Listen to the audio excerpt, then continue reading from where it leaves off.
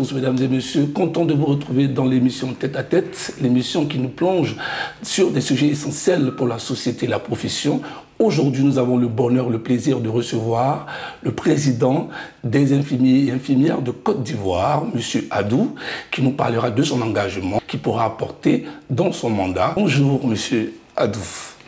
Bonjour, chers frères. Content de vous retrouver. Merci, également, le plaisir est partagé. Fraîchement élu président depuis le mois de janvier. Oui, c'est ça. Alors déjà d'entrée de jeu, M. Adou, qu'est-ce qui vous amène à devenir président des infirmiers et infirmières de Côte d'Ivoire? D'accord.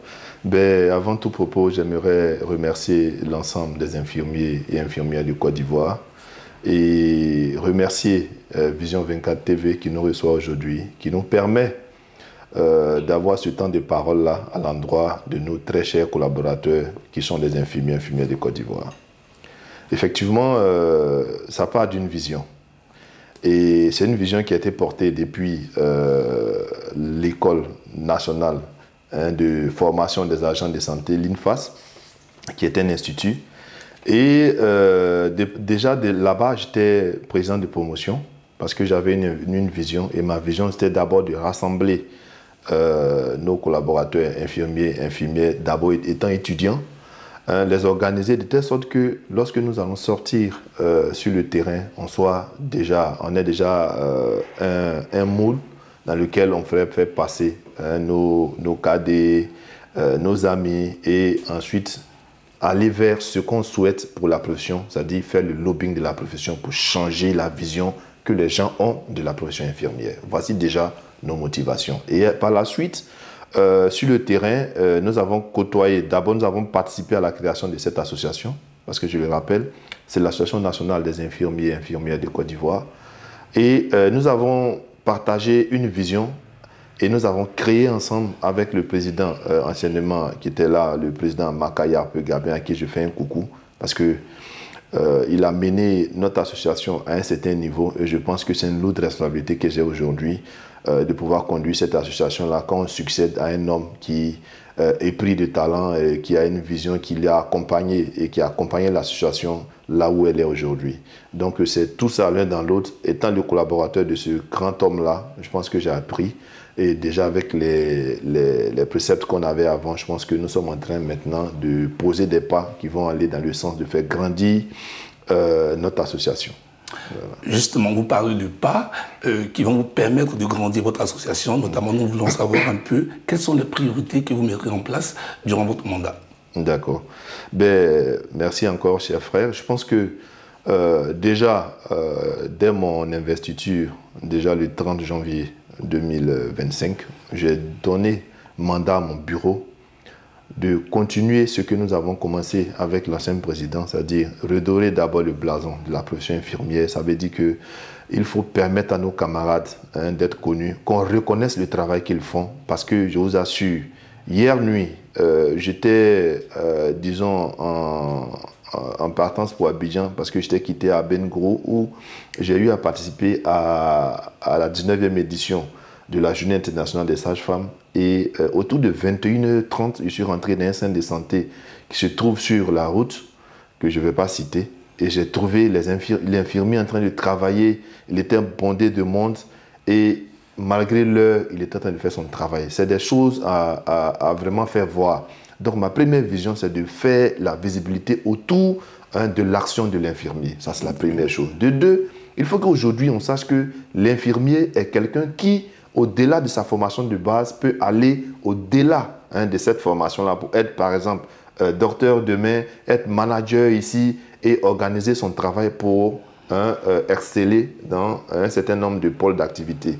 L'infirmier n'est plus celui qui est à l'hôpital seulement pour attendre les malades pour faire des injections. Non, ce n'est plus ça l'infirmier. L'infirmier est quelqu'un, un professionnel de santé aujourd'hui qui a, disons, un certain niveau qui lui permet de réfléchir pour réinventer sa profession. Et c'est ce que nous voulons faire. Voilà. Aujourd'hui, nous mettons l'homme au milieu de notre pratique. Et comme on le dit, il faut aller dans le sens holistique de l'homme, c'est-à-dire travailler sur l'homme dans tout son ensemble. Et c'est pour cela que nous formons nos camarades, nous les invitons à se faire former, nous les invitons à participer à nos activités parce que cela, il va du partage d'expérience.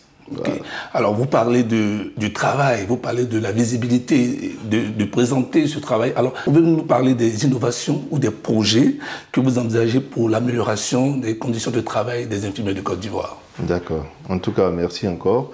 Je pense que nous envisageons déjà améliorer les conditions de travail de nos camarades à travers la formation. Parce que nous, comme on le dit, la profession infirmière est appuyée sur des piliers. Et ces piliers-là sont au nombre de 4. Voilà. Le premier pilier, c'est le syndicat, qui défend le droit de ces travailleurs-là, infirmiers qu'ils sont.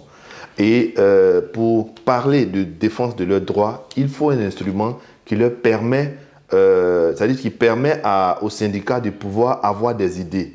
Et nous, en tant qu'association, on est un organe scientifique qui réfléchit sur comment faire pour avoir, non seulement être formé, avoir le bien-être dans la totalité de notre activité et puis améliorer nos conditions de travail. Est-ce que nous travaillons dans de bonnes conditions?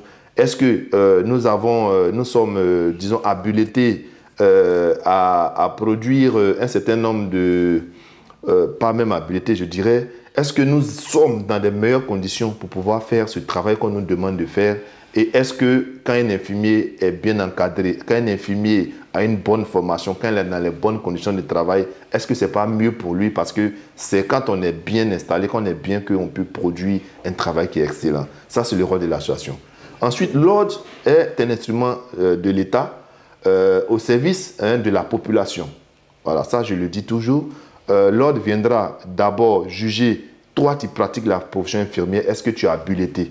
En ce sens qu'on veut, on veut démontrer, ou bien on veut montrer que n'importe qui ne peut pas venir pratiquer la profession infirmière. Donc l'ordre va veiller à cela et veiller à ce que la population soit ou bien reçoive des soins de qualité. Donc tout ce que la population aura posé comme, disons, acte allant dans le sens de se faire consulter, bénéficier des soins, avoir un bien-être à travers leur état de santé, il faut que l'État puisse veiller que c'est fait dans le bon sens et selon les normes établies, selon le code de déontologie de la profession infirmière. Donc l'ordre viendra gérer cela. À côté, il y a le quatrième volet, le quatrième pilier qui est notre institut de formation. Il faut que les infirmiers puissent avoir un regard sur, disons, les pratiques, c'est-à-dire faire des propositions pour que ce qui sort de l'école de formation puisse être au même niveau au plan national qu'au plan international. Et c'est ce que l'association essaie de faire en faisant des propositions à l'Institut de formation pour dire que nous sommes en phase avec tout le monde. Et ce qui est bien, l'Association nationale des infirmiers travaille avec tous ces différents piliers-là pour redorer le blason de la profession infirmière en Côte d'Ivoire. Effectivement, travailler tous avec tous ces piliers pour donner des soins de qualité. Alors ma question qui suit est de savoir comment envisagez-vous renforcer la collaboration avec les infirmiers et les autres professionnels de santé pour évidemment parler de meilleurs soins de santé pour les patients. D'accord. Déjà, comme je le disais, l'infirmier place le malade au milieu de sa pratique. Ça veut dire quoi? On réfléchit sur le volet holistique de tous ceux qui sont comme patients. Et la collaboration interprofessionnelle, on le dirait pour ceux qui pratiquent un peu les systèmes d'information sanitaire, parleront d'interopérabilité. Ça veut dire quoi? Ça veut dire que quand un malade arrive, il faut qu'il y ait une collaboration, que ce soit entre le médecin, l'infirmier, la sage-femme, le technicien de laboratoire, pour avoir disons, une approche qui va permettre, ou bien qui va nous permettre de faire la prise en charge totale de ce patient-là. À côté de cela, ça nous permettrait de, disons, voir qu'est-ce qu'il y a à proposer pour que le malade qui vient à l'hôpital sache que quand il arrive à l'hôpital, il ne vient pas pour mourir, mais plutôt pour recouvrer sa santé. Effectivement. Et il y a ce que nous, on peut faire, qui relève de nos responsabilités, de nos compétences, et à ce qu'on ne peut pas faire. Et on le dit, quand tu peux faire quelque chose, il faut bien le faire. Et c'est pour cela que nous prêtons serment pour pouvoir, disons, prodiguer ces soins-là. Et vous le verrez, une des pionnières de la profession infirmière, Florence Nightingale, quelqu'un qui se promenait dans les camps de guerre pour pouvoir soigner ses malades avec une lampe tempête, pour dire que cette lampe-là viendra éclairer notre profession. Voilà un peu ce que je peux dire. Et donc, la collaboration est tellement nette avec tous les autres professionnels de santé. Et je pense que c'est pour le bien-être du malade. Ok. Alors, est-ce que, une question plus pratique, est-ce que l'infirmier ou l'infirmière en Côte d'Ivoire est à l'aise? D'accord. Vraiment, avant de donner une réponse à votre question, j'aimerais d'abord reconnaître le travail que font les infirmiers de Côte d'Ivoire. C'est un travail super parce qu'ils représentent vraiment l'épine dorsale du système de santé en Côte d'Ivoire. Parmi tous les professionnels de santé, ils sont les plus nombreux en Côte d'Ivoire. Partout où vous allez passer, vous trouverez un infirmier. Que ce soit dans des structures spécialisées, que ce soit au niveau périphérique, partout, il y a des infirmiers. Pour dire que l'infirmier est au début et à la fin. Mais malheureusement, c'est pas encore, je ne dirais pas que c'est bon, non. On est encore loin des réalités parce qu'on a beaucoup de difficultés, notamment en termes de satisfaction pécuniaire, c'est-à-dire c'est pas encore ça, mais déjà des efforts sont faits par tous ceux qui luttent pour que la profession puisse avancer de l'avant, aller de l'avant, pardon. Et il nous reste encore beaucoup à faire parce qu'aujourd'hui, vous savez, l'infirmier rentre à une face avec le baccalauréat. Mais à côté de cela, il y en a qui ont eu à faire d'autres études ailleurs, qui ont des diplômes à côté, qui pouvaient leur permettre quand même de, disons, améliorer leurs conditions de vie à travers les rémunérations, si c'était reconnu. Okay. Mais pour l'heure, c'est avec le diplôme d'État. Et après ça, il y a le profil de carrière qui est là, qui te permet de pouvoir avancer. Mais en toute impunité et en tout état de cause, quand un infirmier sort, infirmier diplômé d'État qui est sur le terrain, vraiment, c'est pas facile. Pour celui qui est à Abidjan, il y a, vous savez, hein, les réalités d'Abidjan, c'est-à-dire les réalités en vie dans les zones urbaines sont différentes des réalités villageoises. Mais évidemment, je vous assure que c'est les mêmes réalités. Parce qu'en ville, on a l'électricité toujours, on a l'eau, on a, comment on appelle ça, on arrive à se déplacer facilement, ce qui est difficile pour lui qui est au village. Mais en même temps, à Abidjan, le coût des loyers, le coût du transport, tout ça interagit, la scolarisation des enfants. Pourtant, au village, c'est vrai qu'on n'a pas ça, mais en même temps, tu n'as pas de repos. Donc, l'un dans l'autre, c'est deux atmosphères qui sont carrément et diamétralement opposées, mais qui se rejoignent vers la fin pour dire que l'infirmier, là où il est, il subit les mêmes pressions. Et je pense que pour cela, on devait déjà pouvoir penser à redorer, c'est-à-dire à aider ces infirmiers-là à mieux vivre. Et mieux vivre, c'est pouvoir leur permettre d'avoir suffisamment de moyens pour pouvoir se prendre en charge. Alors je pense que l'appel est lancé, hein, l'appel est lancé aux autorités ivoiriennes, aux autorités responsables de l'avenir de tous ces infirmiers et infirmières de Côte d'Ivoire, au travers l'appel lancé par leur président, M. Adou. Alors mesdames et messieurs, nous sommes dans l'émission Tête à Tête sur Vision 24 TV. C'est une émission qui nous permet d'échanger sur des sujets essentiels de société et de profession. Aujourd'hui, nous sommes avec le président, au risque de me répéter, Monsieur Adou, qui nous parle de sa vision, qui nous parle de son engagement également. Alors, quel conseil pouvez-vous donner à tous ces jeunes qui souhaitent être infirmiers ou infirmières? D'accord. Déjà, je souhaiterais dire merci encore une fois de plus à Vision 24 TV qui nous donne l'occasion de prodiguer des conseils à nos collaborateurs qui viennent d'entamer ou bien d'embrasser cette noble profession. Je leur dirais simplement que la profession infirmière est une très bonne profession qui, comme on pourrait le dire, permet de réparer ce que Dieu a créé. Ça veut dire quoi? Nous sommes comme des mécaniciens de Dieu. Voilà. Et pour cette vision-là, Dieu même nous donne déjà la bénédiction. Je le dis toujours. C'est vrai qu'on ne gagne pas gros, mais il y a beaucoup de choses que Dieu nous fait parce que nous sommes dans cette profession-là. Et il faut dire merci à Dieu. À côté de cela, sachez que, comme toute profession, nous sommes organisés. Et pour pouvoir comprendre beaucoup de choses, il faut pouvoir être organisé en réseau. Un réseau, ça veut dire quoi? Quand tu sors de l'école déjà, il faut t'approcher de ceux qui étaient dans la profession. Comment est-ce qu'ils marchaient? Qu'est-ce qu'ils posaient comme pas? Qu'est-ce qu'ils avaient comme vision? Et la seule manière de pouvoir bénéficier de cette expérience-là, c'est simplement de se mettre en réseau. Parce que le réseautage est très important. Or, pour avoir un réseau, il faut adhérer à ces différents piliers de la profession. Donc, premièrement, il faut être membre de l'Ordre national des infirmiers parce que tu ne peux pas exercer si tu n'as pas un numéro d'ordre. Ça, c'est la première chose. À côté de cela, il faut être membre de l'Association nationale des infirmiers et infirmières de Côte d'Ivoire qui va t'ouvrir l'esprit, qui va te permettre de comprendre que tu viens de sortir, il faut avoir une vision. Parce qu'un homme sans vision, vraiment, vous savez qu'il ne peut pas aller loin. Il est perdu. Voilà, il est perdu. Un homme sans vision, c'est dangereux pour lui-même. Donc, il faut avoir une vision.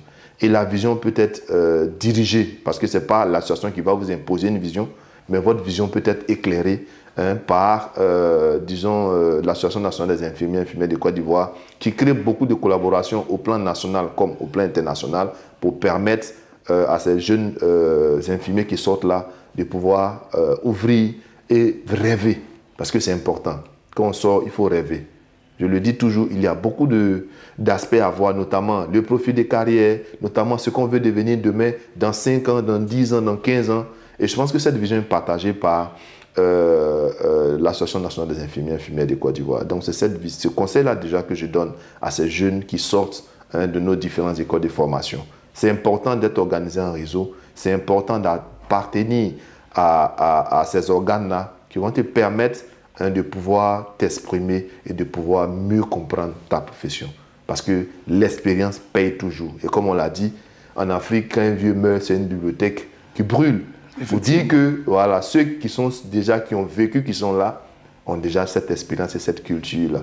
Or, la culture, c'est ce qui reste quand on a tout oublié. Perdu. Voilà. Donc, c'est ce que je voulais ajouter à cette réponse-là. Merci bien, Président. Nous sommes là, vous êtes là également sur notre plateau pour un événement sans précédent, la Journée internationale de l'infirmière 2025, édition 2025. Vous êtes là également pour nous parler de cette journée qui va se profiler sur 3 jours, je crois bien, les 8, 9, 10 mai prochain à la capitale politique de la Côte d'Ivoire, à Yamoussoukro. Alors, Président, parlons-nous un peu de cet événement. D'accord. En tout cas, chers infirmiers, la journée internationale, pour nous, mérite d'être célébrée. Parce que c'est le seul jour où le monde entier célèbre cette pratique-là. Et cette célébration a été ordonnée par le Conseil international des infirmiers depuis Genève et qui fédère plusieurs associations d'infirmiers. Donc c'est eux qui ont institué cette célébration-là pour que chaque association puisse faire montre de son savoir-faire et de faire parler de la pratique infirmière dans son pays. Et donc, nous, en tant qu'Association nationale des infirmiers et infirmières de Côte d'Ivoire, membres de ce conseil international-là, nous faisons de cette journée-là une célébration parce qu'elle mérite de célébrer ces infirmiers. D'accord. Donc, depuis 2017, date de la création de l'Association nationale des infirmiers et infirmières de Côte d'Ivoire, nous avons constaté que cette journée n'était pas célébrée. Et nous avons organisé la première édition en 2017. Aujourd'hui, nous sommes à la 9e édition. Nous sommes en train de gravir du chemin. Aujourd'hui, grâce à nos actions, grâce à nos lobbying, nous avons aujourd'hui l'Ordre national des infirmiers et infirmières de Côte d'Ivoire. Pour nous, nous avons apporté notre grain de sel à ce que cet instrument qui est au bénéfice des populations et de la profession soit une réalité. Et donc pour cela, nous célébrons les 8, 9 et 10 mai à Yamoussoukro, la journée internationale en Côte d'Ivoire. J'aimerais dire que le 8, nous n'avons pas mis, pour ceux qui nous suivent sur nos différentes pages, nous n'avons pas mis le 8 dans notre célébration parce que le 8 sera consacré à des activités communautaires dans la ville de Yamoussoukro. C'est-à-dire qu'il y a un pool d'infirmiers qui sont de Yamoussoukro qui vont mener des activités sous la responsabilité de la direction régionale du Bélier et de la direction départementale de santé de Yamoussoukro pour offrir des soins gratuits à nos populations. Ça, c'est ce que nous faisons pour eux. Parce qu'on estime que nous sommes toujours en contact avec les populations. Donc, il était important pour qu'eux ils sachent que nous sommes en train de nous célébrer nous-mêmes, qu'on les invite à leur prodiguer des soins gratuits.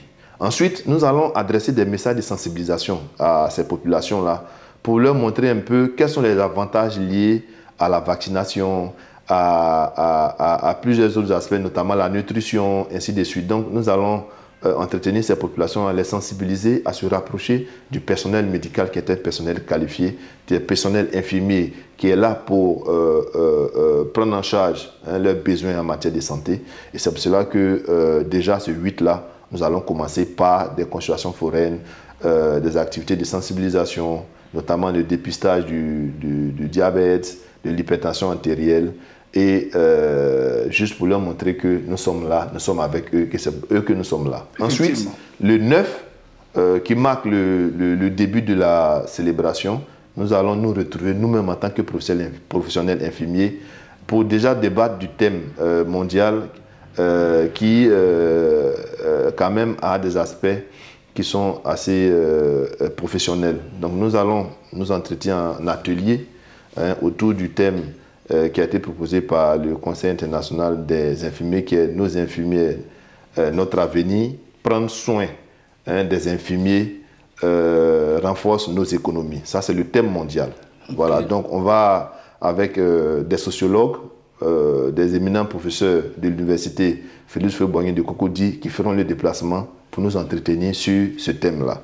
À côté, il y aura des ateliers de formation pour nous montrer un peu les différents, c'est-à-dire que le profil de carrière, certains aspects qui concernent, disons, nos pratiques, et ça sera des contributions, ça sera des partages d'expériences, et tout ça dans une bonne ambiance de convivialité. Le lendemain, le samedi 10, nous allons faire la cérémonie officielle avec nos autorités, et suivi encore d'un panel pour pouvoir, disons, orienter un peu la pratique, donner les avis de ceux qui la pratiquent tous les jours. Et la cérémonie aura pour clou le samedi soir où il y aura un dîner gala où pendant ce dîner-là, nous allons vraiment féliciter un certain nombre d'infirmiers pour les actions qu'ils mènent sur le terrain chaque jour. Il y a une série d'infirmiers qui a été, disons, désigné sur un certain nombre de critères que je ne dévoilerai pas ici aujourd'hui, okay, mais qui, quand même, ont apporté, disons, un engouement à non seulement notre cérémonie, mais à la profession dans les contrées là où ils sont en train de travailler. Ça, c'est la seconde chose. Et ce dîner gala là aussi nous permettra de nous défouler, de nous sentir en famille, de partager ce repas-là de façon conviviale avec des artistes, avec disons des éminents humoristes qui seront là avec nous. Et je pense que nous aurons, à travers cette fin de cérémonie-là, marqué les journées infirmières 2025. Voilà un peu ce que... Nous ne pouvons que vous souhaiter un plein succès. C'est sûr que Vision 24 TV sera de la partie pour un reportage spécial. Alors, Président Adou, nous sommes pratiquement au terme de notre échange. Alors, l'émission Tête à Tête, c'est une émission, voilà, comme je l'ai dit, qui nous permet vraiment d'échanger avec des personnalités de la société, pour nous parler également des professions aujourd'hui avec la profession infirmière de Côte d'Ivoire. Alors, un dernier mot à l'endroit de tous ceux qui nous regardent et pas seulement aux infirmiers, aux autorités, aux personnes qui suivent cette émission. C'est ça, ok. Déjà, j'ai oublié un grand tournant de cette activité qui sera marqué le samedi, c'est-à-dire que le samedi 10 par un défilé très tôt le matin dans les artères de Yamoussoukro, qu'on a appelé le défilé Florence Nightingale, pour montrer à la population de Yamoussoukro que nous sommes là pour eux, qui n'aient pas peur de nous approcher, parce que nous sommes ceux qui trouvent dans les hôpitaux, et c'est avec eux que nous, disons, collaborons dès qu'ils arrivent à l'hôpital. Mon dernier mot sera à l'endroit des professionnels, notamment des infirmiers. Infirmiers, infirmières.